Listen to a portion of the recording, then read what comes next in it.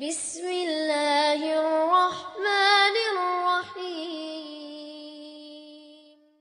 والذین آمنوا اشد حبا للہ، جو ایمان والے ہوتے ہیں وہ اللہ کی محبت میں سب سے سخت ہوتے ہیں، سب سے زیادہ ان کو ہر چیز سے بڑھ کر اگر محبت ہوتی ہے وہ اللہ کی ذات سے ہوتی ہے۔ اور پھر اس کے ساتھ اللہ نے اپنے رسول کی محبت کو بھی ایمان کی شرط قرار دے دیا۔ وَرَفَعْنَا لَكَ ذِكْرَكَ، اے پیغمبر ہم نے آپ کے ذکر کو، آپ کی عظمت کو، آپ کی عزت کو، آپ کے آوازے کو بہت بلند کر دیا ہے، تاریخ میں کوئی نہیں ہے آپ کا ثانی۔ چشم اقوام یہ نظارہ ابد تک دیکھے، رفعت شان رفعنا لک ذکرک دیکھے۔ نبی کی شان میں گستاخی یقیناً ایک مومن کے لیے، وہ کوئی بھی ہو، کیسا بھی ہو،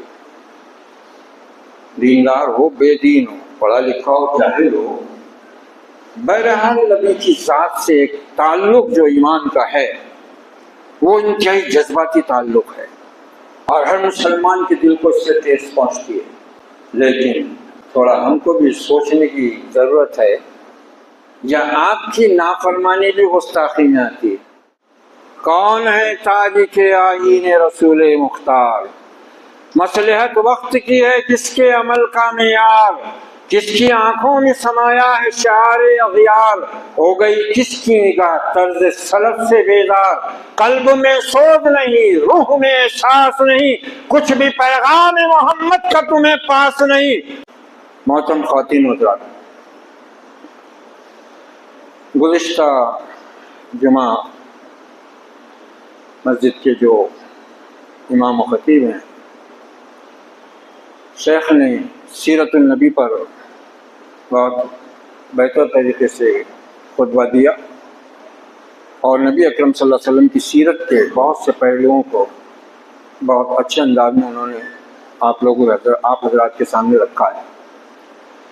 ربیع الاول کا مہینہ گزرا ہے، جس کو مسلمان 12 وفات کا مہینہ بھی کہتے ہیں، اور عید میلاد النبی کا جشن بھی اس مہینے میں ہوتا ہے۔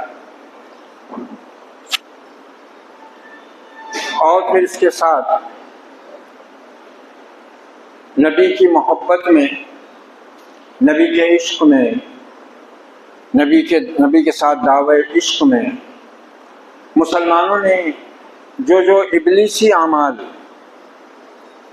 بدعات اور خرافات پر مشتمل اعمال اختیار کیے ہوئے ہیں، ان سب کو دیکھتے ہوئے دنیا یہ سمجھنے سے قاصر ہے کہ کیا یہ لوگ اسی نبی کے امتی ہیں جس کی شان سب سے بلند ہے دنیا میں،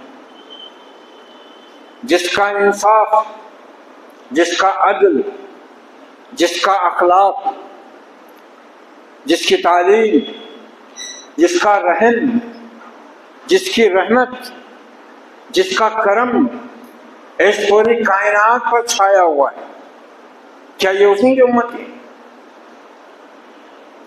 2 جمعہ پیشتر میں نے جو خطبہ دیا تھا، اس میں حدیث مبارکہ کی روشنی میں میں نے چند فتنوں کا ذکر کیا تھا۔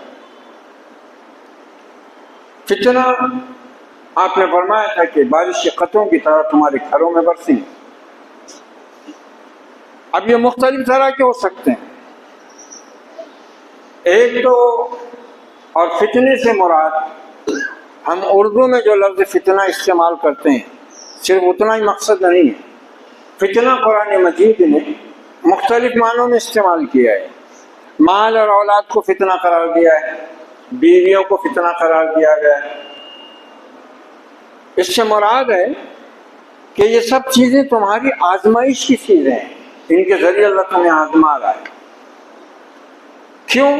اس لیے کہ دنیا کی یہ چیزیں انسانوں کے دلوں میں ان کی محبت کو اللہ نے راسخ کر دیا ہے۔ زین للناس حب الشہوات، شہوت کی چیزیں، عورتیں، مال، اولاد، خاص طور سے بیٹے، سونا چاندی، مویشی، کاروبار، کھیت کھلیان، جائیدادیں، اللہ نے فرمایا کہ ان سب چیزوں کی محبت تمہارے دلوں میں کھوا دی گئی ہے، اور اب اس کے ساتھ تمہاری آزمائش ہے، یہ چیزیں تمہارے لیے فتنہ ہے، آزمائش ہے، کہ اللہ یہ چاہتا ہے کہ ایمان والے ان ساری چیزوں سے بڑھ کر محبت کریں اللہ سے اور اس کے رسول سے۔ والذین آمنوا اشد حبا للہ، جو ایمان والے ہوتے ہیں وہ اللہ کی محبت میں سب سے سخت ہوتے ہیں، سب سے زیادہ ان کو ہر چیز سے بڑھ کر اگر محبت ہوتی ہے وہ اللہ کی ذات سے ہوتی ہے، اور پھر اس کے ساتھ اللہ نے اپنے رسول کی محبت کو بھی ایمان کی شرط قرار دے دیا کہ میرے نبی سے اگر تمہیں محبت نہیں ہے تو پھر اللہ کو بھی تم سے کوئی محبت نہیں۔ اب محبت کا مطلب جو صدیوں سے مسلمان سمجھے بیٹھے ہیں اور جس کا اظہار کرتے ہیں تو وہ تو درست نہیں ہے اور ہو بھی نہیں سکتا، کیونکہ حق، معروف، منکر، بھلائی، برائی، حق، باطل، جھوٹ، سچ، صحیح، غلط، اس کا پیمانہ کیا ہے؟ اس کا پیمانہ نہ لوگ ہیں، نہ حالات ہیں، نہ انسان کی اپنی مجبوریاں ہیں، ان سب چیزوں کا پیمانہ ہے کتاب اور سنت، شریعت محمدی علیہ صاحب الصلاۃ والسلام۔ جس چیز کو شریعت حق کہے وہ حق ہے، جس چیز کو شریعت باطل قرار دے وہ باطل ہے، جس کو نہیں مانتا وہ کافر ہے۔ سیدھا سیدھا فیصلہ ہے کتاب اللہ کا، محمد الرسول اللہ کا۔ حق اسی کو سمجھو جس کو اللہ نے حق کہا ہے، جس کو نبی نے حق بتایا ہے، باطل اسی کو سمجھو جس کو اللہ نے اپنی کتاب میں باطل قرار دیا ہے اور جس کو نبی نے باطل کہا ہے۔ جھوٹ وہی ہے جس کو اللہ کی کتاب جھوٹ کہتی ہے، سچ وہی ہے جس کو اللہ کی کتاب اس کا نبی سچ کہتا ہے۔ آج یہ سب چیزیں بدل چکی ہیں، یہ سب چیزیں بدل چکی ہیں۔ تو ایک طرف تو یہ چیزیں ہماری آزمائش کا ذریعہ، پھر قرآن یہ کہتا ہے کہ مسلمانوں تم ان یہودیوں اور مشرکوں سے بہت تکلیف دہ باتیں سنو گے۔ قرآن کہہ رہا ہے اور حقیقت ہے، دو قوموں کا نام لیا قرآن، یہودی اور مشرک، اور ساتھ میں یہ بھی کہا قرآن نے کہ یہ دونوں تمہاری دشمنی میں بہت سخت بھی ہیں دوسروں کے بالمقابلے۔ یہ یہودی اور یہ مشرک یہ تمہارے بدترین دشمن ہیں، اور پھر اس کے ساتھ اللہ نے یہ بھی فرما دیا ان الذین کفروا من اہل الکتاب والمشرکین فی نار جہنم خالدین فیہا اولئک ہم شر البریہ۔ بے شک جن لوگوں نے بھی کفر کیا ہے اہل کتاب میں سے، اہل کتاب کون؟ یہود و نصارہ۔ جن لوگوں نے بھی کفر کیا اہل کتاب میں سے اور مشرکوں میں سے، وہ ہمیشہ کے لیے دوزخ کی آگ میں ہوں گے، اور یہ اللہ کی نگاہ میں دنیا آسمان میں جتنی مخلوقات ہیں ان میں سب سے بدتر مخلوق۔ اولئک ہم شر البریہ۔ اب یہ قرآن مجید ہم سے یہ بھی کہہ رہا ہے کہ یہ سب چیزیں تمہاری لیے آزمائش ہیں، فتنہ ہیں، مال، اولاد، دھن دولت، روپیہ پیسہ، سونا چاندی، کھیتی باڑیاں، مویشی، یہ سب آزمائش کی چیزیں ہیں، اور ان کے ذریعے اللہ یہ آزمانا چاہتا ہے کہ تمہیں ان سے زیادہ محبت ہے یا اللہ کی ذات سے۔ ان کے ذریعے اللہ تم سے یہ امتحان لے رہا ہے کہ تم اس فنا ہونے والی دنیا اور اس کی فنا ہونے والی نعمتوں پر اپنے آپ کو قربان کرتے ہو، اسی کے غلام بنتے ہو، یا اللہ کے وعدے پر تمہیں یقین ہے اور ہمیشہ کی زندگی اور ہمیشہ کی نعمتوں والی ابدی مقام کی جنتیں تمہیں مطلوب ہے۔ یہ ہے آزمائش، اور پھر اس کے ساتھ یہ بتا دیا گیا کہ ان کے ساتھ پھر یہ آزمائشیں تمہارے ساتھ کہ یہ یہود اور مشرک تمہیں ایذائیں دیں گے، اور جو تاریخ قرآن مجید ان قوموں کی پیش کرتا ہے، اور جو مورخین نے تاریخ اس دنیا کی رقم کی ہے، پڑھو ذرا، دیکھو اٹھا کر کہ اللہ کی زمین پر انہوں نے کیسے کیسے فساد برپا کیے ہیں، اللہ کی مخلوق پر، انسانوں ہی نہیں جانوروں پر بھی اور دوسری مخلوقات پر بھی انہوں نے کیسے ظلم و ستم کے پہاڑ توڑے ہوئے ہیں۔ ان میں سے ایک عظیم اور بدترین فتنہ ہے نبی کی شان میں گستاخی کا فتنہ۔ ہم کیا سمجھتے ہیں کہ یہ ہمارے ملک میں ہوتا ہے؟ یہ انبیاء علیہ السلام اور خصوصاً بنی اسرائیل کے انبیاء جس وقت دنیا میں مبعوث ہوئے اور ان پر جو لوگ ایمان لائے، جنہوں نے اپنا نام بعد میں ایک گروپ نے یہودی اور ایک گروپ نے نصارہ رکھ لیا، ان کی تاریخ قرآن بیان کرتا ہے۔ ان میں جو یہودی ہیں یہ سب سے بدترین، انتہائی خبیث، ان کی رگ رگ میں نجاست، غلاظت، خباثت، ابلیسیت، شیطانیت بسی ہوئی ہے۔ انہوں نے انبیاء کے ساتھ گستاخی نہیں کی، انبیاء کو قتل کیا انہوں نے۔ قرآن کہہ رہا ہے، پوچھو ان سے نبی، لماذا تقتلون انبیاء اللہ ان کنتم صادقین، اگر تم اتنے ہی اللہ کے چہیتے ہو، اور اوپر سے دعویٰ یہ تھا کہ نحن احباء اللہ، ہم اللہ کے چہیتے ہیں، لن تمسنا النار، آگ ہم کو چھو نہیں سکتی۔ بالکل یہی لب و لہجہ اس امت میں پایا جاتا ہے آج، وہی رویہ اختیار کر کے کہ ہم آخری نبی کی امت ہیں، جو چاہے گناہ کر لیں، ہماری بخشش کی جا چکی ہے، ہماری بخشش کا وعدہ لیا جا چکا ہے، نشہ پلایا گیا ہے۔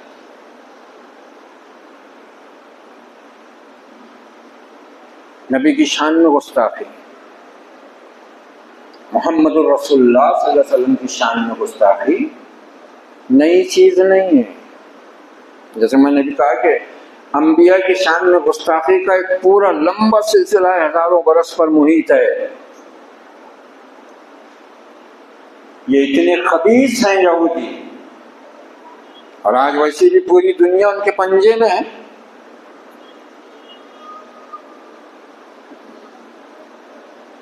آج پوری دنیا ان کے پنجے میں ہے۔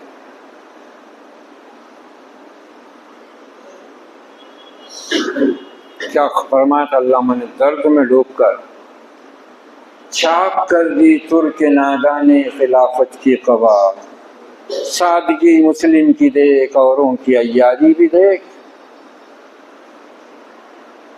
اتنی بدترین قوم روئے زمین پر، آسمانوں میں جتنی بھی مخلوقات ہیں اللہ کی، سمندروں کے اندر، جنگلوں کے اندر، ان سب سے بدتر مخلوق ہے یہ یہودی۔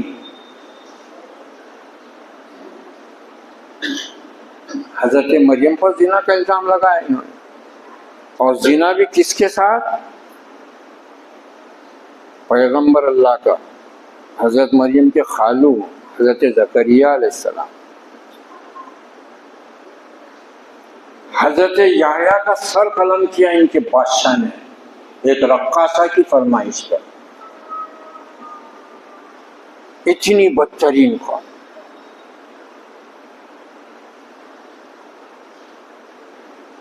کیا ہم سمجھتے ہیں کہ نبی اکرم صلی اللہ علیہ وسلم کی شان میں گستاخی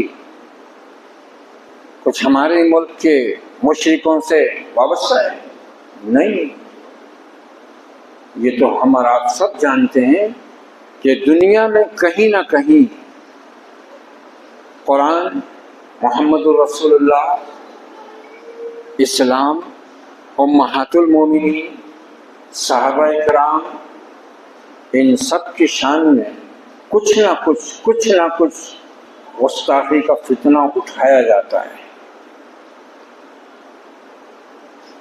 یہ نئی بات نہیں، نئی بات نہیں۔ جب محمد الرسول اللہ کا وجود بابرکت اس سرزمین کے اوپر تھا، حجاز مقدس آپ کی رسالت کی کرنوں سے منور تھی، اس وقت بھی بذات خود بنفس نفیس آپ کی ذات کے ساتھ گستاخیاں کی گئی۔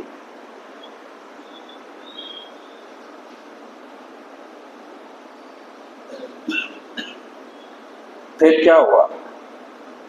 اہل علم، مفسرین، محدثین، محققین، علماء دین، احادیث و سیرت کی روشنی میں، تاریخ کی روشنی میں اس ضمن میں انہوں نے جو باتیں لکھی اور کہی ہیں، اس کا ایک تھوڑا سا خلاصہ میں آپ کے سامنے رکھ دیتا ہوں۔ سب سے پہلی بات جو قرآن نے کہی اس سلسلے میں، سورہ ہجر آیت نمبر 95، اللہ تعالیٰ فرماتے ہیں آیت کریمہ میں، اِنَّا كَفَيْنَاكَ مِنَ الْمُسْتَهْزِئِينَ، اے پیغمبر صلی اللہ علیہ وسلم، ان مذاق اڑانے والوں کے لیے ہم کافی ہیں آپ کے مقابلے میں، آپ اس کا غم مت کریں۔ یہ جو آپ کا مذاق اڑاتے ہیں نا، اِنَّا كَفَيْنَاكَ مِنَ الْمُسْتَهْزِئِينَ، ان کے مقابلے میں آپ کی تائید اور آپ کی نصرت کے لیے کافی ہیں۔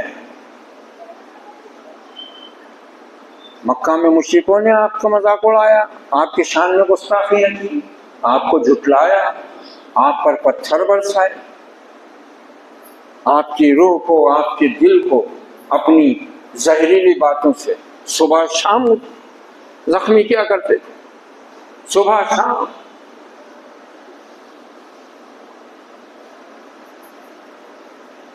سگی چچی نے محمد کی جگہ صلی اللہ علیہ وسلم مزمم نام رکھا آپ کا، مزمم بولتی تھی وہ، جس کے معنی محمد سے بالکل الٹ ہے۔ محمد کے معنی ہوتے ہیں وہ جس کی تعریف کی گئی، اور مزمم کے معنی ہے وہ جس کی مذمت کی گئی۔ سگی چچی ابو لہب کی بھی، آپ کے اپنے خاندان کے لوگ، بنو عبد مناف، بنو ہاشم، اڑوس پڑوس میں اس طرح اٹھا کر غلاظت پھینکتے تھے آپ کے گھر میں کہ کئی دفعہ وہ غلاظت کھانے کی ہانڈی میں آ کر گر جاتی۔ کیا نہیں کیا؟ آپ کو کون سی تکلیف نہیں پہنچائی گئی؟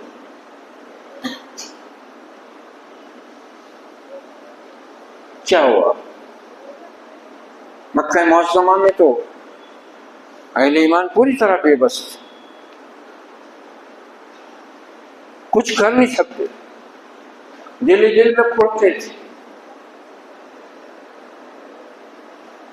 اور محمد رسول اللہ وہ اپنی ہانڈی میں آئی ہوئی غلاظت کو ہاتھ میں لے کر باہر آ کر کہتے تھے، اے بنی عبد مناف، یہ کیسی ہمسائیگی؟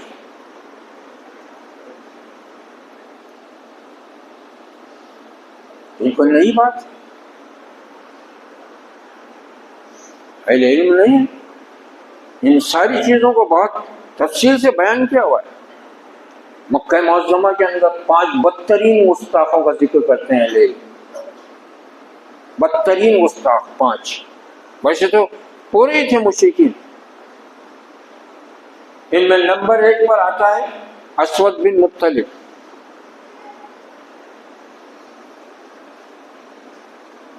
یہ جو اللہ نے فرمائی اس آیت ہے، اِنَّا كَفَيْنَاكَ مِنَ الْمُسْتَهْزِئِينَ، ان مذاق اڑانے والوں کی طرف سے ہم کافی، اللہ کے رسول آپ کے واسطے۔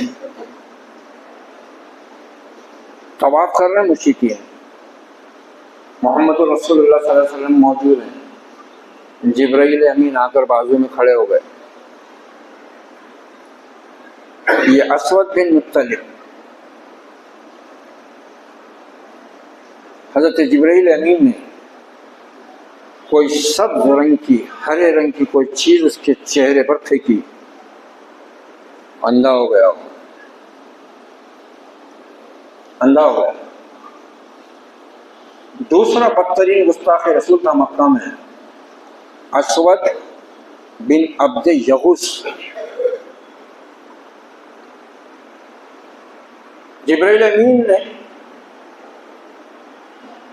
اس کے پیٹ کی طرف اشارہ کیا.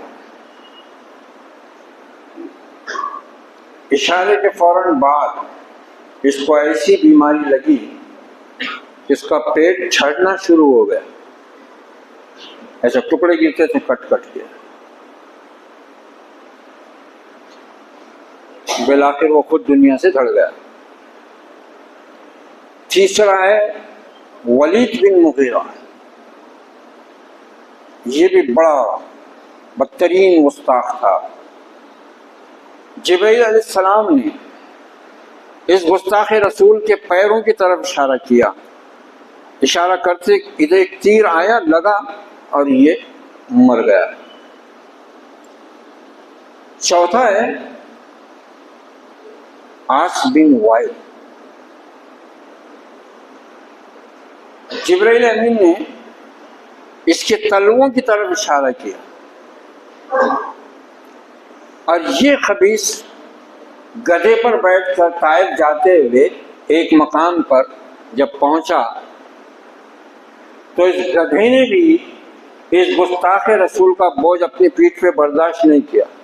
اس نے ایک ایسے مقام پر جہاں چاروں طرف کانٹے دار جھاڑیوں کی کثرت تھی، گدھے نے اس طرح سے اس کو اپنی پیٹھ سے اچھال کر پھینکا کہ یہ کانٹوں میں جا کر گرا اور وہیں تڑپ تڑپ کر مر گیا. اور پانچواں ہے حارث بن آیتل.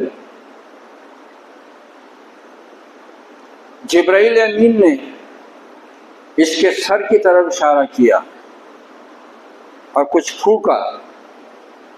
اس کے بعد اس کے سر سے پیپ بہنا شروع ہو گیا اور یہ بھی تڑپ تڑپ کر ختم ہو گیا.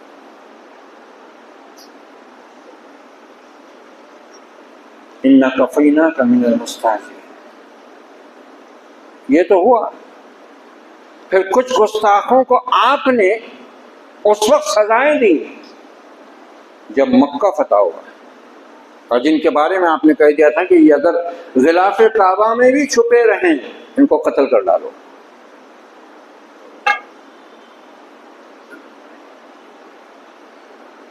تو یہ سلسلہ تو بعثت نبی سے چلا آ رہا ہے بھائی.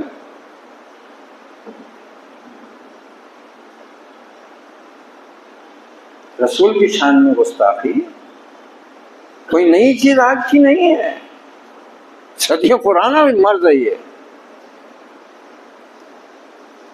مگر ان سب کے مقابلے میں قرآن نے کیا کہا؟ اِنَّا أَعْطَيْنَاكَ الْكَوْثَرَ فَصَلِّ لِرَبِّكَ وَانْحَرْ إِنَّ شَانِئَكَ هُوَ الْأَبْتَرُ. پھر کہا قرآن نے أَلَمْ نَشْرَحْ لَكَ صَدْرَكَ وَوَضَعْنَا عَنْكَ وِزْرَكَ الَّذِي أَنْقَضَ ظَهْرَكَ وَرَفَعْنَا لَكَ ذِكْرَكَ. اے پیغمبر، ہم نے آپ کے ذکر کو، آپ کی عظمت کو، آپ کی عزت کو، آپ کے آوازے کو بہت بلند کر دیا ہے. تاریخ میں کوئی نہیں ہے آپ کا ثانی. چشم اقوام یہ نظارہ ابد تک دیکھے، رفعت شان رفعنا لک ذکرک دیکھے. علامہ نے پوری آیت استعمال کر ڈالی. کیا ہوگا؟ نبی کا کچھ نکلا؟ نبی پر ایمان لانے والوں کو کوئی نقصان ہوا؟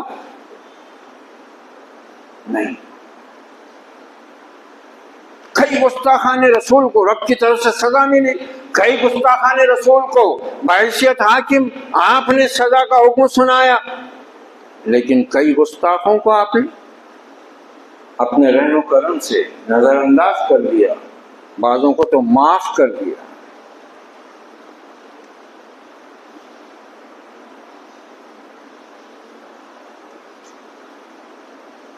مدینہ منورہ میں سنن ابی داؤد کے حوالے سے یہ واقعہ بیان کیا جاتا ہے. آپ کے ایک نابینا صحابی تھے، ان کے کنیز تھی لونڈی جو منکوحہ تھی یعنی بیوی تھی.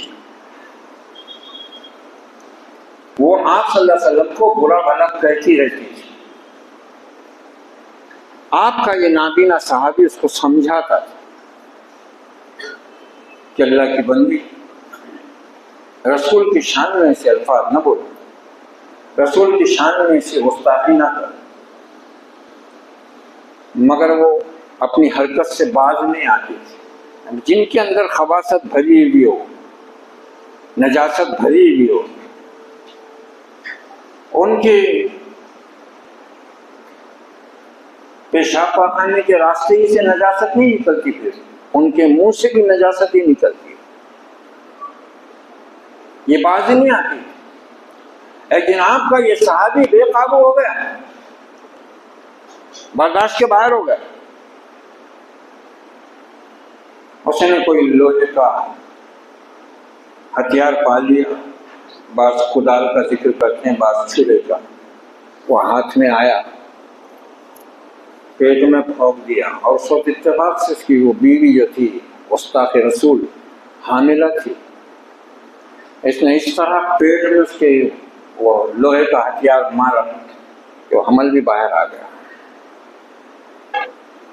مدینے میں چرچا ہو گیا کہ ایک عورت کا قتل ہو گیا، لوگ پریشان تھے، اندر کی بیوی کو کس نے قتل کر دیا، اور وہ آپ کا نابینا صحابی گرتا پڑتا نبی کی بارگاہ کی طرف روانہ ہوا۔ ادھر نبی نے کچھ صحابہ کو بھیجا کہ جاؤ دیکھو، تحقیق کرو کہ اس عورت کو کس نے مارا ہے، کس نے قتل کیا۔ ادھر ہی آپ کا صحابی آیا تھا، یا رسول اللہ، یہ خاص بات یاد رکھنا، محمد رسول اللہ صلی اللہ علیہ وسلم کا کوئی صحابی کوئی کسی کتاب میں ایک مثال نہیں بتا سکتا کہ آپ کے کسی مکی یا مدنی صحابی نے یا کسی اور دوسرے مقام کے صحابی نے آپ کا نام لیا ہو کبھی زندگی میں۔ وہ رسول اللہ کی سوا بات نہیں کرتے، نام تو لینا دور کی بات، کبھی نہیں۔ صرف حضرت عائشہ صدیقہ کے بارے میں آتا ہے کہ وہ بھی آپ کا نام کب لیتی تھی، اور وہ کیا عجیب شان ہے ان کی۔ محمد رسول اللہ کہہ رہے ہیں اپنی زوجہ سے، چہیتی بیوی سے، عائشہ تو جب مجھ سے خوش ہوتی ہے نا میں پہچان لیتا ہوں، اور جب تم مجھ سے ناراض ہوتی ہے تو وہ بھی میں جان لیتا ہوں۔ کہا آپ کس بات سے اندازہ لگاتے ہیں اللہ کے رسول؟ کہا تو جب مجھ سے ناراض ہوتی ہے کچھ یہ بولنا ہوتا ہے تو کہتی ہے ابراہیم کے رب کی قسم، اور جب خوش ہوتی ہے تو کہتی ہے محمد کے رب کی قسم۔ اس کے سوا میں نے کہیں نہیں پڑھا کہ کسی ام المومنین نے، کسی صحابی نے آپ کا نام لیا ہو۔ جب بھی آپ نے کسی کو پکارا کہتے تھے لبیک یا رسول اللہ۔ خدا کاری جان ساری کی تو حد ہے۔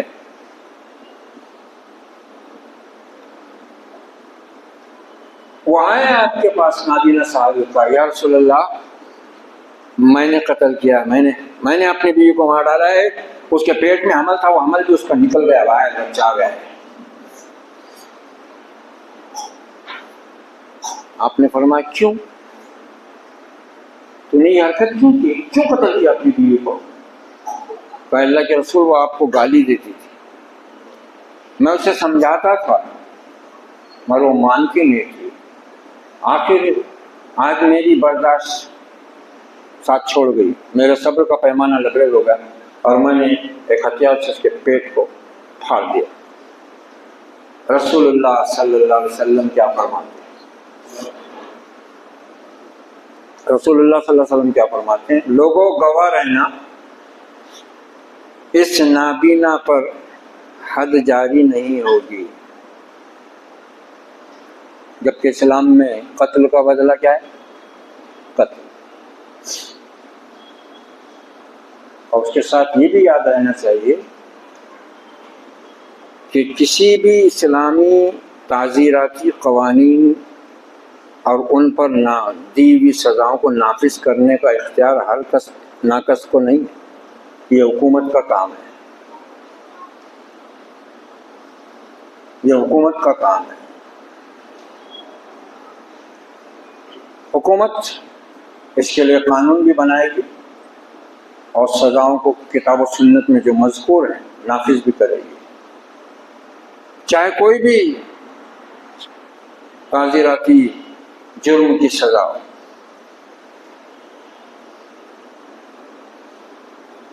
مگر ہوا کیا ہے؟ عشق رسول کے نام پر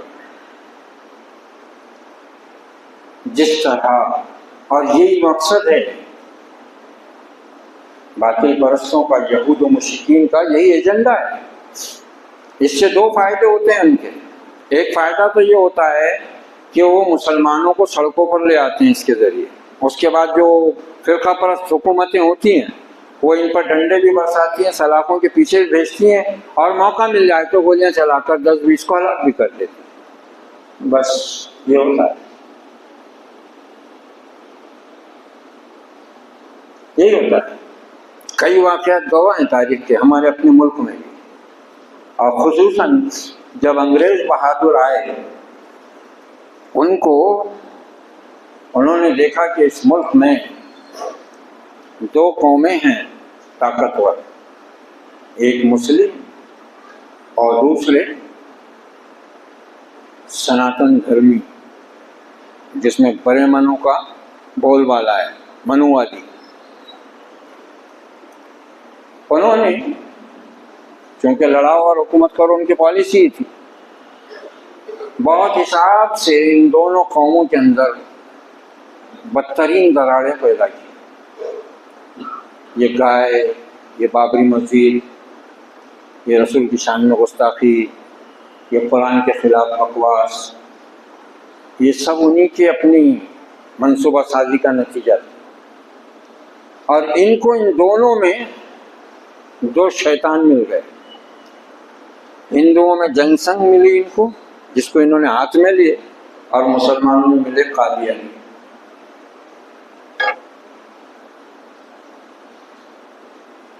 قادیانیوں نے جھوٹا نبی کھڑا کر دیا، اور ان جن سنگیوں نے اہل ایمان اسلام کے خلاف اس ملک کی سادہ لو عوام کے دلوں اور دماغوں میں زہر بھرنا شروع کر دیا. اور ان سب کے دوران یہ امت یہ خواب خرگوش میں مست رہی. علامہ نے فرمایا فارسی میں، پیش ما یک عالم فرسوداست، ملت اندر خاک او آسوداست. عالم اسلام پر موت طاری ہو گئی، خلافت کی قبا چاک ہو گئی، اور اس کے بعد مسلمانوں کو یہ سوچنا چاہیے تھا کہ ان کی حکومتوں پر زوال کیوں آیا. وہ کفار جن کے دلوں میں اہل ایمان کا رعب اللہ نے ڈال دیا تھا، ان کا رعب اہل ایمان کے سینوں میں کیوں منتقل ہو گیا.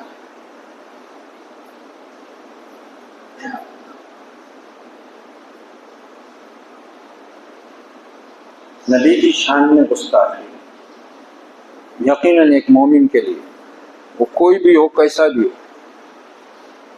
دیندار ہو، بے دین ہو، پڑھا لکھا ہو، جاہل ہو، بہرحال نبی کی ذات سے ایک تعلق جو ایمان کا ہے وہ انتہائی جذباتی تعلق ہے، اور ہر مسلمان کے دل کو اس سے ٹھیس پہنچتی ہے. لیکن تھوڑا ہم کو بھی سوچنے کی ضرورت ہے کہ رسول کی گستاخی کیا ہے. کیا صرف یہ گستاخی ہے کہ آپ کی شان میں کچھ نازیبا الفاظ کہہ لیے جائیں، یا آپ کی نافرمانی بھی گستاخی میں آتی ہے؟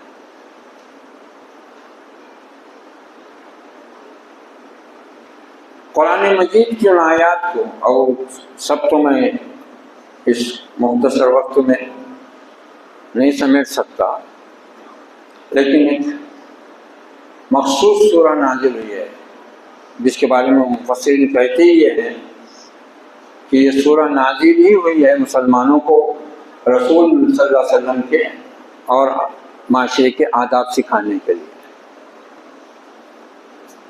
اور اس کا آغاز کہاں سے ہوتا ہے؟ یا ایھا الذین آمنوا لا تقدموا بین یدی اللہ ورسولہ واتقوا اللہ ان اللہ سمیع علیم. اے لوگوں جو ایمان لائے ہو، اللہ اور اس کے رسول سے آگے نہ بڑھو. کیا مطلب ہو رہا ہے اس کا؟ اس کا مطلب کیا ہو رہا ہے؟ کفار، مشرکین، یہودی، یہ تو ہمیشہ سے گستاخیاں ہی کرتے آئے ہیں. ان کے پاس وہی ہے، ان کے اندر جو نجاست خباثت ہے وہی نکلے گی. ان سے خیر کی امید رکھنا ہی فضول ہے. قرآن نے پہلے بتا دیا یہ بدترین خلائق ہیں، بدترین مخلوق ہے. مگر یہاں اللہ کی کتاب ایمان والوں کو کیا کہہ رہی ہے؟ یا ایھا الذین آمنوا، اے لوگوں جو ایمان لائے ہو، اللہ اس کے رسول سے آگے مت بڑھو. کیسے بڑھتے ہیں اللہ اس کے رسول سے آگے؟ اللہ اور اس کے رسول کے حکم کے مقابلے میں اپنی عقل اور اپنی رائے کو مقدم رکھنا، اللہ اور اس کے رسول کے حکم کے آگے اپنے مفتی، اپنے امام کے قول کو مقدم رکھنا، کیا یہ فتنہ اس امت میں نہیں ہے؟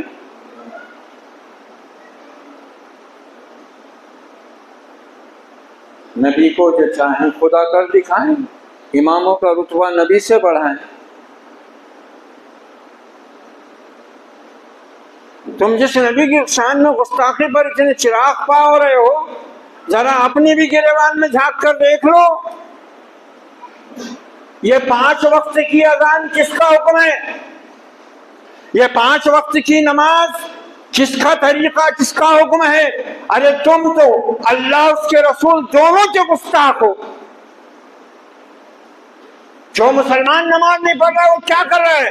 اطاعت کر رہا ہے. وہ اللہ اس کے رسول سے آگے نہیں بڑھ رہا ہے. ان کے خلاف کھڑے ہو گے تم، ہے دم. بات کرتے ہیں اس کے رسول کی، گستاخ رسول کی ایک سزا، سرتن سے جدا، سرتن سے جدا. پہلے اپنا سر بچاؤ. یہ آیت دیکھو پوری زندگی پر حاوی ہے. مفسرین کی تفسیریں پڑھو اس آیت کی. بڑے بڑے علامہ اس آیت کی زد میں ہیں. بیچارے ایسی جہالت کا شکار ہیں، ایسے جمود اور ایسی اندھی تقلید کا لبادہ اوڑے ہوئے ہیں، صریح طور سے انکار کر دیتے ہیں. حدیث تو صحیح ہے مگر چونکہ ہم اس امام کو ماننے والے ہیں، اس لیے امام کا قول ہمارے لیے ضروری ہے. اللہ اس کے رسول سے آگے ہی نہیں بڑھے، یہود سے آگے نکل گئے اس معاملے میں. گستاخی ہے یہ، بدترین گستاخی، رب کی بارگاہ میں بھی، نبی کی بارگاہ میں.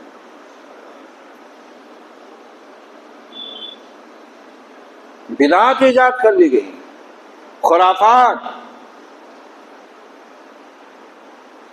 نبی کا حکم مان لیں، نبی کے طریقے پر چلنے کو تیار نہیں،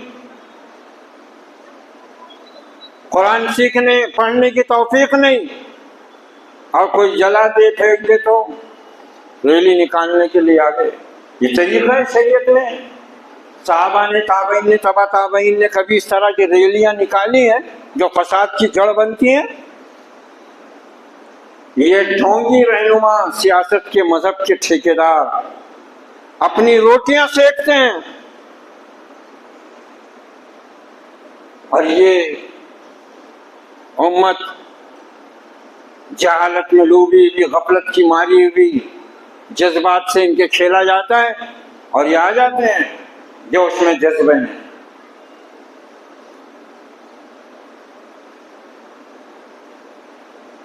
ان سے پوچھو نا کہ اذان کی آواز سنائی نہیں دیتی، بہرے ہو؟ شادی میں ناچ رہا ہے شیطان کی اولاد. یہی ہے نبی کے کلمے کا تقاضا. یہ نبی کی شان میں گستاخی نہیں ہے. یہ تو بولتا ہی نہیں کوئی، کیونکہ اس کو معلوم ہے یہ بولوں گا تو میری بھی روزی روٹی چلے جائیں گی۔ نبی کی شان بتائے، نبی کی زلفوں کی تعریف، ہونٹوں کی تعریف، گالوں کی تعریف، آپ کے قد کی تعریف، آپ ایسے تھے، آپ ایسے تھے، یوں ہوا ہے، من گھڑت واقع ایسا ہوا ہے، خم ٹھوک ٹھوک کے، تھوک اڑا اڑا کے۔ نبی سے محبت کیا ہے؟ کیا ہے نبی سے محبت؟ عید میلاد النبی تو وہی مناتے ہیں بولے جن کو نبی سے محبت ہے۔ شیطان اس دن بولے ناراض ہوتا ہے، وہ نہیں عید میں شریک ہوتا ہو۔ شیطان، شیطانیت سر سے پاؤں تک ان کے اوپر چڑھ کر بول رہی ہے۔ صحابہ سے زیادہ محمد رسول اللہ کو چاہنے والے نہیں، نبی کے صحابہ سے زیادہ کسی شخصیت کو چاہنے والا کوئی گروہ اس دنیا میں پیدا ہی نہیں ہوا، پیدا ہی نہیں ہوا۔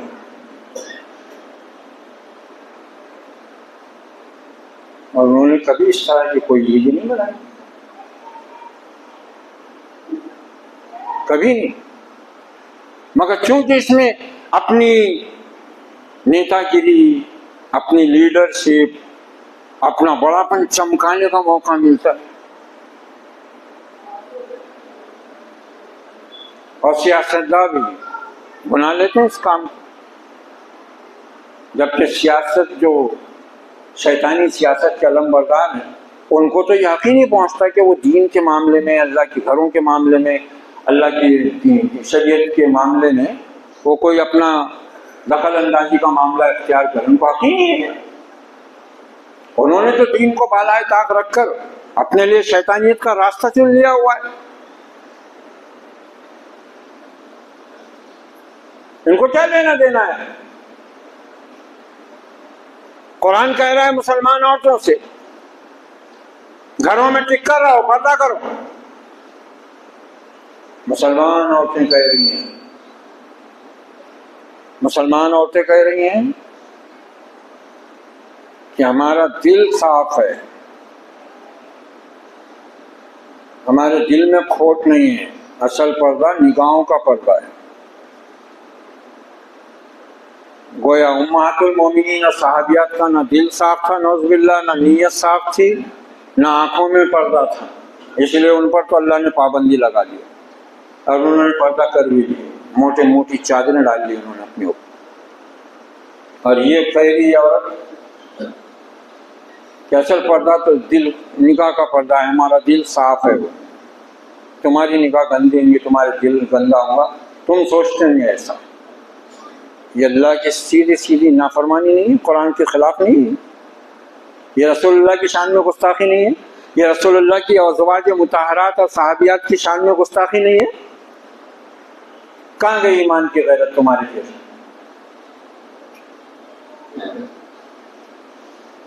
ابا بھی سنت رسول منڈا کے آ رہا ہے، بیٹا بھی منڈا کے آ رہا ہے، تم کو رسول کی شان میں گستاخی نظر نہیں آ رہی؟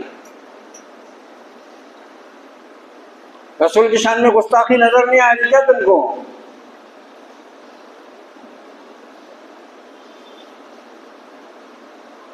کئی چیزیں، کئی آیات ہیں، اگر ایک ایک آیت کو لے کر بیان کیا جائے تو معلوم ہوتا ہے کہ اس وقت اگر دنیا میں کوئی سب سے بڑے گستاخ ہیں تو وہ خود آپ کے نام لیوا ہیں۔ کون ہے تاریخ آئین رسول مختار؟ مصلحت وقت کی ہے کس کے عمل کا معیار، کس کی آنکھوں میں سمایا ہے شعار اغیار، ہو گئی کس کی نگاہ طرز سلف سے بیدار، قلب میں سوز نہیں، روح میں احساس نہیں، کچھ بھی پیغام محمد کا تمہیں پاس نہیں۔ بات کرتے ہو، سیاست چمکاتے ہو، اپنی بڑائی جتانا چاہتے ہو، منافقانہ حرکت۔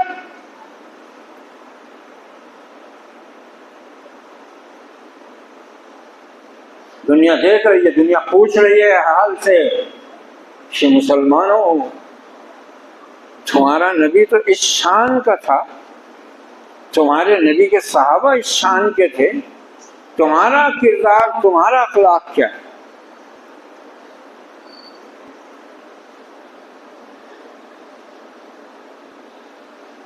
بات کریں گے گالی کے ساتھ، ہتھے سے اکھڑ جاتے ہیں، جہاد کے نعرے مارتے ہیں۔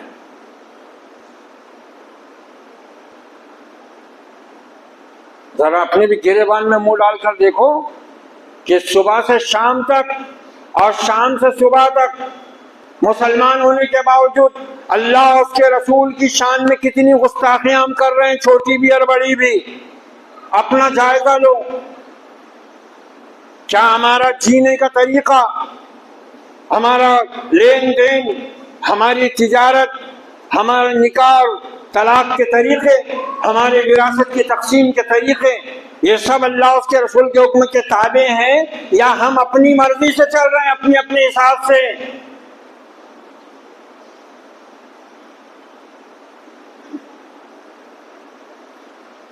ارے گھروں میں انصاف نہیں ہے تمہارے پاس،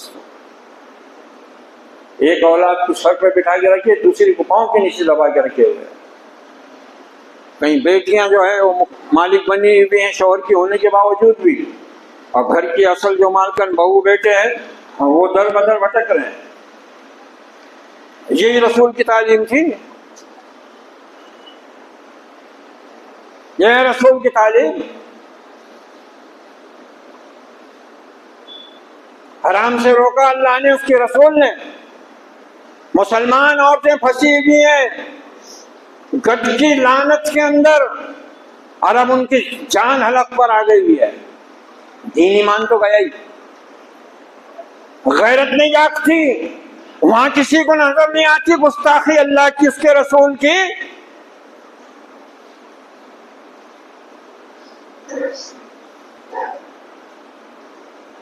اللہ کے گھروں میں سیاست، شیطانیت، علماء دین کی ذاتیات پر نگاہ رکھتے ہیں، ان کی ذات پر حملے کرتے ہیں۔ 4 پیسے کیا کما لیتے ہیں، داڑھی ٹوپی کیا آ گئی، سب سے بڑے علامہ غیر ہو گئے، نہ قرآن صحیح پڑھنا آتا ہے، نہ ایک حدیث یاد ہے، نہ نماز کی توفیق ہے، اور پڑھ بھی رہے ہیں تو نماز کے مقصد سے آگاہ نہیں، اس کے طور طریقے آداب و شرائط سے واقفیت نہیں، بس ایک رسم ہے، ایک عادت ہے، پوری ہو رہی ہے۔ کون ہے گستاخ رسول؟ گستاخ رسول کون ہے؟ یہود اور مشرک تو کہا ہی گیا ہے کہ یہ تو خباثت میں مبتلا ہیں، یہ دشمن ہیں۔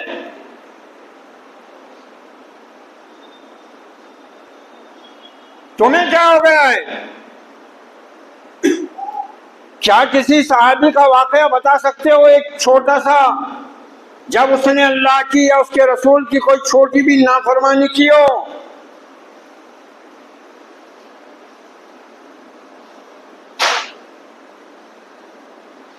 جھوٹ پیدائشی حق بنا ہوا ہے ہمارا، چاہے اللہ کے دین کے معاملے میں ہو، لوگوں کے ساتھ کے معاملے میں ہو، لین دین میں ہو، تجارت میں ہو، جھوٹ پر چل رہا ہے سارا نظام۔ وہاں کوئی کو نظر نہیں آتا کہ یہ اللہ اس کے رسول کی گستاخی ہو رہی ہے۔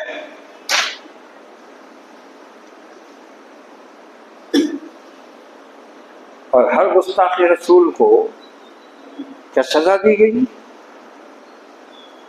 اللہ نے اپنے نبی کو تسلی دی ہے، میں کافی ہوں اے پیغمبر، اور تم غم نہ کرو، تمہارا تو آوازہ بلند ہونے والا ہے، تمہارے دشمن کی جڑ کٹنے والی ہے۔ لیکن کئی گستاخان رسول کو کس طرح سے آپ نے اپنے اخلاق کریمانہ اور اپنی رحمت سے اسلام کی آغوش میں کھینچ لیا۔ بے شمار واقعات بیان کیے جا سکتے ہیں۔ آگے نہ بڑھو اللہ اس کے رسول سے، ایمان کا دعویٰ ہے تو چلو اللہ کی کتاب کے پیچھے، چلو رسول کی سنت کے پیچھے۔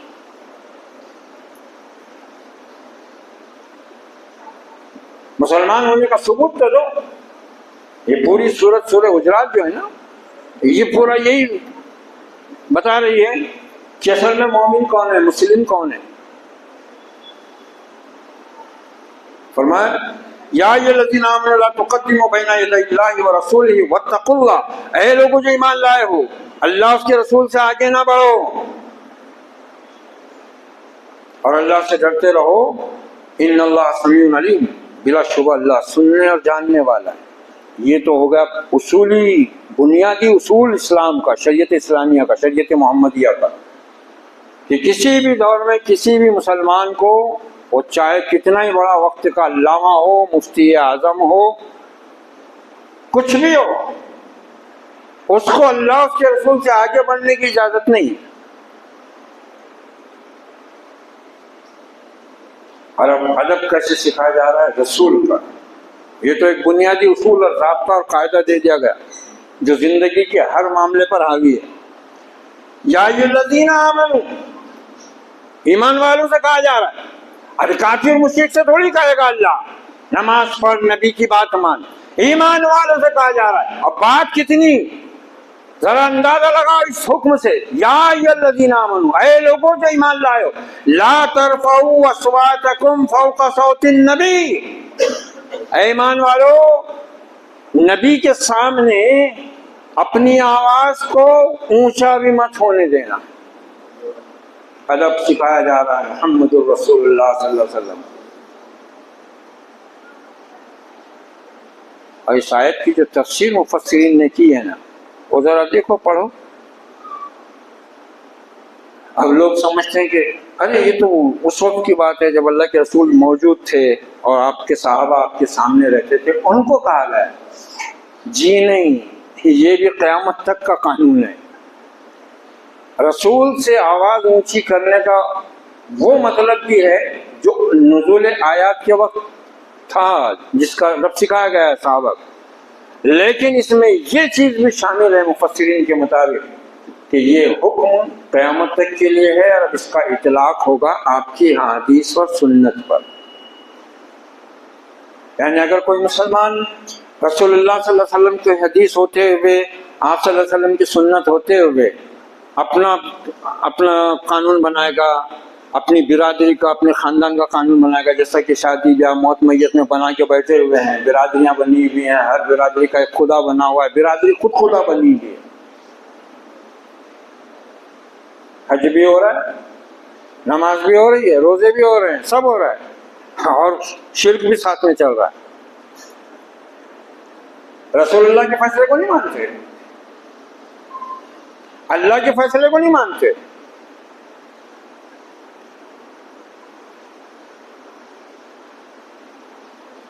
ایک وکیل نے، مسلم وکیل ہے، اللہ نے توفیق دی ہوئی، اللہ کا کچھ ڈر ہے، ایمان کچھ باقی ہے، وہ کہتا ہے میں نے مسلمانوں کے جائیداد کے مقدمے چھوڑ دیا بولے بھائی، سوائے حرام خوری اور جھوٹ کے کچھ بھی نہیں، اور سیدھا اللہ اس کے رسول کے احکام کے خلاف معاملے، اپنے جی سے تقسیم کر رہے ہیں، اپنی مرضی سے۔ اللہ اس کے رسول کا فیصلہ قبول نہیں، کوئی حق سے زیادہ مانگ رہا ہے اور کوئی حق بھی دینے کو تیار نہیں،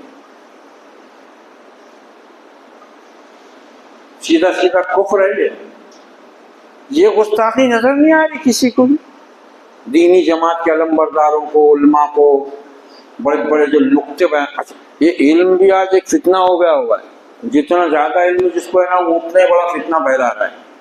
اور وہ ایک پڑوسی ملک میں مفتی صاحب نے قرآن میں گرامر کی غلطی نکال دی، زیادہ علم بھی بہت بڑا فتنہ ہے، اللہ محفوظ رکھے۔ جہالت کے فتنے سے تو انسان بچ کے نکل سکتا، مگر جو فتنہ علم سے نکلے اس سے بچنے کا راستہ کیا ہے؟ تو آج کل یہ بھی بہت ہو رہا ہے، کوئی شہرت کے نشے میں چل رہے ہیں چینل، جو ویورز لاکھوں میں آ گئے ہیں، کروڑوں میں آ گئے ہیں، اور خوبصورت آواز میں پہلے وہ آتا ہے انگلش کے اندر، اے فیمس اسلامک اسکالر، مسلمان سجدے.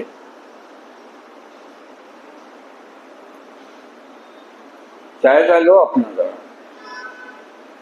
رات میں ذرا سا بستر پر گرنے کے بعد قبر کا دھیان کرو، حشر کا دھیان کرو کہ اسی رسول کے سامنے ہم کو پیش ہونا ہے، اور ہمارا جینے کا طریقہ ہم نے کیا بنایا ہوا ہے. ظہر اثر دکان پہ ہو رہی، مغرب رستے میں، عشاء ڈھابے میں، فجر بستر میں. ارے اس نے نبی کی شان میں گستاخی کر دیا، وہ جماعت والے بول رہے اپنے کو جانے کا ہے، تحصیل میں میمورنڈم دینے کا ہے، آ جاؤ. آ رہا ابھی آ رہا میں نہ. لا حول ولا قوت الا باللہ، استغفر اللہ، بلکہ انا للہ و انا الیہ راجعون.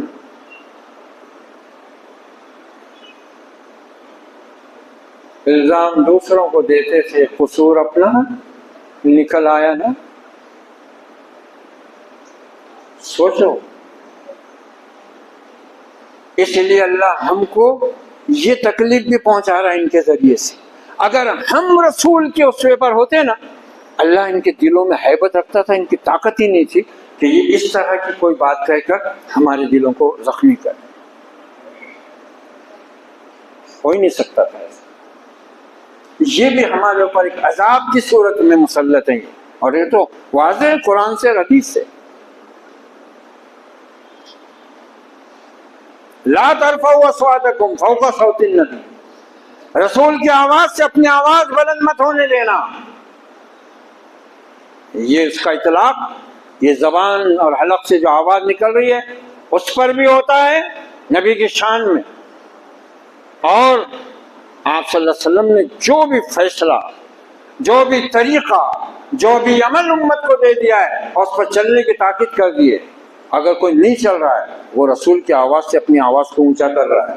اس کا انجام دیکھو. یہ صحابہ کو دھمکی دی گئی ہے، صحابہ کو، ان صحابہ کو جن کی جان ساری، فداکاری، اطاعت گزاری کی اللہ نے تعریف کی ہے قرآن میں، ایک جگہ نہیں کئی آیتوں میں. ان سے کہا جا رہا ہے خبردار، اس کو معمولی بات مت سمجھنا. وَلَا تَجْهَرُوا لَهُ بِالْقَوْلِ كَجَّهْرِ بَعْضِكُمْ لِبَعْضٍ، ان سے اس طرح تڑک کر مت بولنا جس طرح تم آپس میں ایک دوسرے سے چیخ کر، چلا کر، زور کی آواز میں بات کرتے ہو. کیا ہوگا؟ کیا کرے گا اللہ؟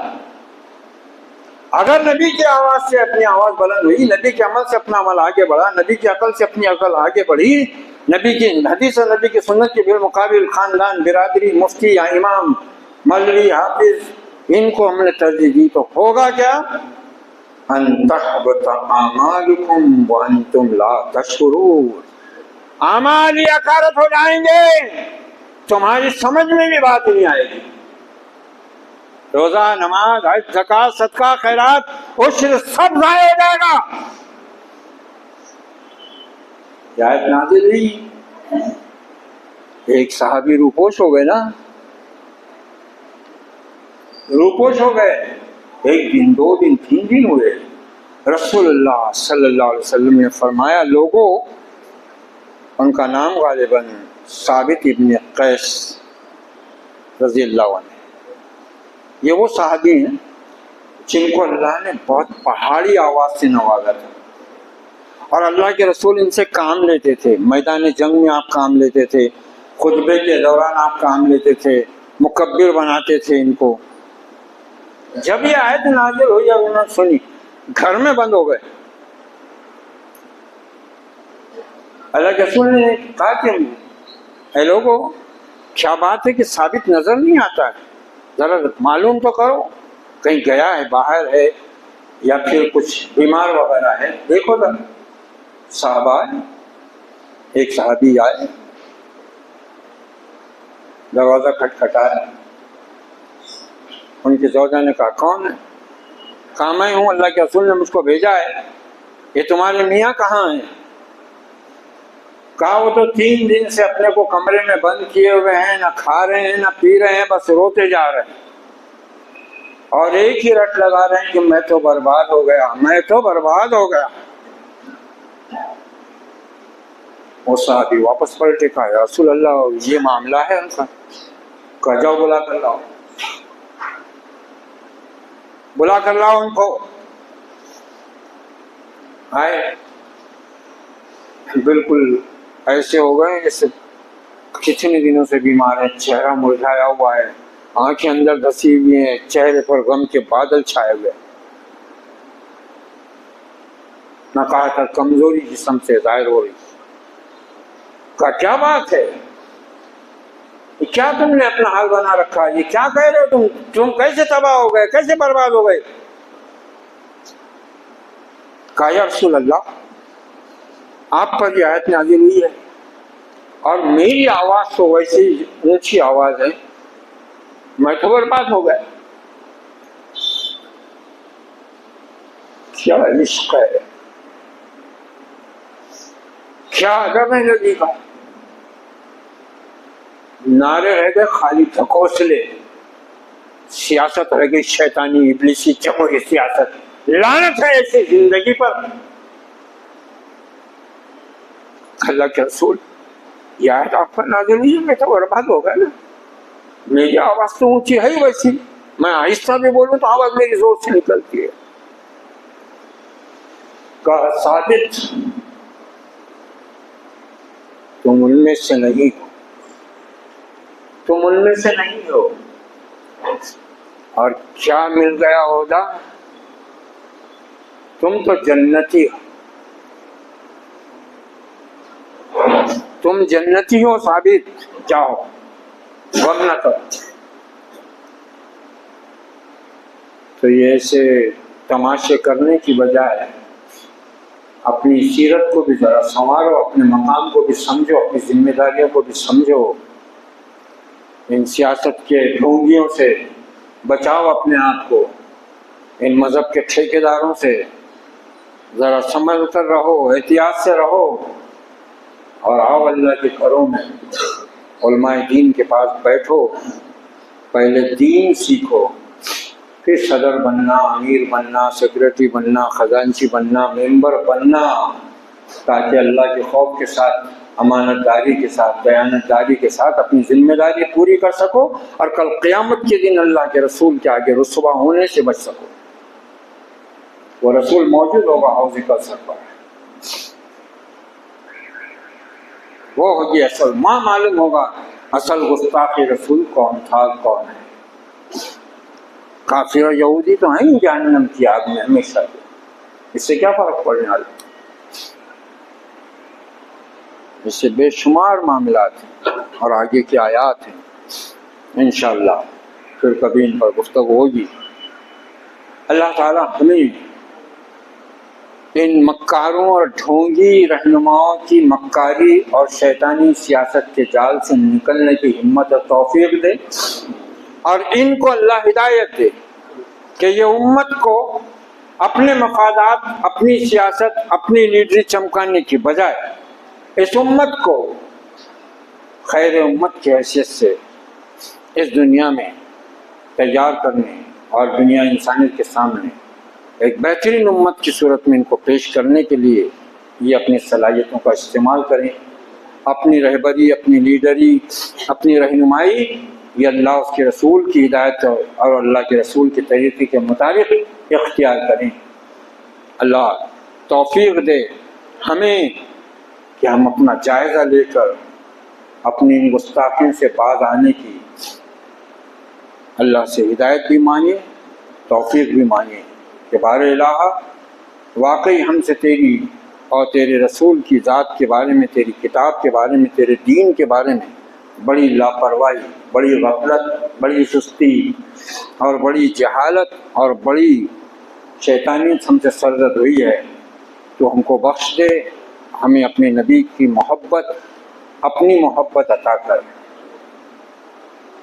یہ بہت بڑی چیز ہے، اس طرح غور کرنا ضروری ہے ہم کو، ورنہ یہ تماشے تو صدیوں سے چلے آ رہے ہیں اور مسلمان جذبات میں آ کر سڑکوں پر آ کر بجائے محبت رسول کا ثبوت پیش کرنے کے اپنی جہالت اور اپنی دہشت گردی کا ثبوت پیش کر رہے ہیں، اور دنیا اسی کو پیش کر رہی ہے حوالے کے طور پر۔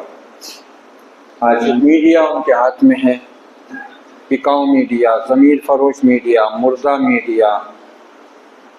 اتنا بدترین حال ہے اس میڈیا کا کہ کوئی دھندا کرنے والی عورت بھی اتنی بدتر نہیں ہوتی جتنا بدتر یہ میڈیا بنا ہوا ہے، اور ان سب کی کنجی یہود کے ہاتھ میں ہے۔ تو تم ان کا مقابلہ نہیں کر سکتے ایسے، اور یہ اسی طرح تم کو پھر ستاتے رہیں۔ اور اللہ تعالیٰ کہہ رہا ہے میری بارگاہ میں آ جاؤ، میرے ہو جاؤ، پھر میں دیکھو ان کو دنیا میں بھی پکڑوں گا جو تم کو سدا تکلیف دیتے ہیں۔ ان الذین فتنوا المؤمنین والمؤمنات ثم لم يتوبوا فلهم عذاب جہنم ولهم عذاب الحریق۔ پڑھو قرآن، سورہ بروج کی آیت 35 سے پڑھیں۔ بے شک جو لوگ بھی میرے مومن مردوں اور مومن بندیوں کو تکلیف دیں گے، میں ان کو جہنم کی آگ اور جلنے کے عذاب میں سزا دوں۔ یہ اللہ کا وعدہ ہے۔ اب ہمارا حال یہ ہے کہ ادھر نہ ہم اللہ کے، نہ ادھر صاحب کے، ہم کس کے بھی نہیں ہیں ہم۔ علامہ نے تو 100 سال پہلے بھانپ لیا تھا، کیا خوبصورت شعر کہا تھا، اپنے من میں ڈوب کر پا جا سراغ زندگی، تو اگر میرا نہیں بنتا نہ بن، اپنا تو بن، اللہ کے تو ہو جاؤ۔ محمد رسول اللہ کی امتی بننے کے قابل تو بنا لو اپنے آپ کو، دیکھو پھر اللہ کیسے لوگوں کے دلوں کو بدلتا ہے، کیسے حالات کو بدلتا ہے۔ کی محمد سے وفاتونی تو ہم تھے، یہ تو شرط ہے، شرط ہے یہ، اس کے بغیر تو اللہ اپنی محبت کا حقدار بھی نہیں مانتا۔ قل ان کنتم تحبون اللہ فاتبعونی یحببکم اللہ ویغفر لکم ذنوبکم۔ اے محمد صلی اللہ علیہ وسلم کہہ دو، اے مسلمانوں، اللہ سے اگر محبت ہے تو میری اتباع کرو، پھر اللہ تم سے محبت کرے گا۔ اور اللہ کے رسول نے خود معیار قائم کر دیا کہ مجھ سے محبت کیا ہے، من احب سنتی، جس نے میرے طریقے سے محبت کی، فقد احبنی، اس نے حقیقت میں مجھ سے محبت کی، ومن احبنی کان معی فی الجنت، ترمذی شریف کی روایت میں نے خطبے میں پڑھی ہے، جو مجھ سے محبت اس طرح کرتا ہے وہ جنت میں بھی میرے ساتھ ہوگا۔ صحابہ اسی محبت کے گرویدہ تھے، اسی لیے وہ اللہ کے رسول کے آگے نگاہیں بھی نیچی رکھتے تھے، کبھی آنکھ میں آنکھ ڈال کر بات نہیں کرتے تھے، رسول اللہ کے سوا کبھی آواز نہیں دیتے تھے۔ کچھ دیہاتی بدو آ کر آپ کو پکارتے تھے، یا محمد یا محمد، اللہ نے آیت اتار دی اسی سورہ حجرات۔ خیر بہت تفصیل ہے، انشاءاللہ اگر ضرورت محسوس ہوئی تو پھر اسی سورہ مبارکہ کی آگے کی آیات پر ہم کبھی اور خطبہ جمعہ میں گفتگو کریں گے۔ اللہ تعالی ہمیں اپنی کتاب ہدایت کو سمجھنے کے ساتھ اپنے نبی رحمت کے مرتبہ و مقام کو اور آپ کے اوپر ایمان لانے کے تقاضوں کو سمجھنے اور انہیں پورا کرنے کی ہمیں توفیق و سعادت نصیب فرمائے۔